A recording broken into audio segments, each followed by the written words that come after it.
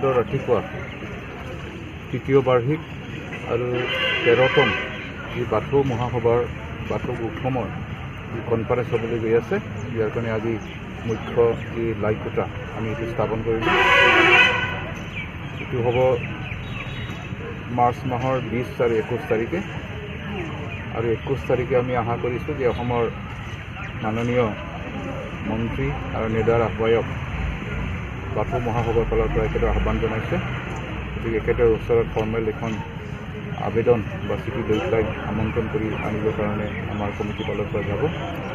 আৰু ঠিক তেনেকেই ইয়াত কমেও যিসকল ধৰ্মপ্ৰাণ বাথৌভাষী আছে 5,000+ একেবাৰে ইয়াত আহিব, আলোচনা কৰিব ভৱিষ্যতৰ কি ধৰণে সেই ধৰ্মৰ বিস্তাৰ আৰু কি ধৰণে মানুহে সংস্কাৰ আনিব পৰা যায়, গতিকে এই বিষয়টো একেবাৰে আলোচনা কৰিব। গতিকে এইটো সুন্দৰ ব্যৱস্থাপনা।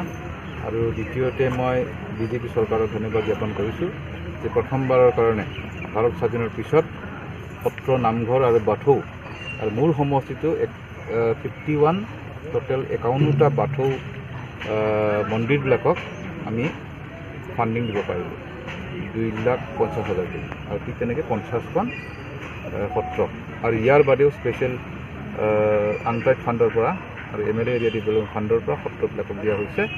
গতিকে এইটো প্ৰথমবাৰৰ কাৰণে আমি এইবাৰ দিবলৈ পাই আমি